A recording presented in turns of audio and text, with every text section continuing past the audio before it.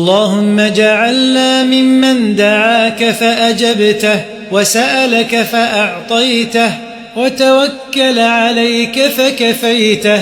يا من كفانا كل شيء اكفنا شر الأمراض وأعذنا من سيء الأسقام ومن شر كل شيء أنت آخذ بناصيته.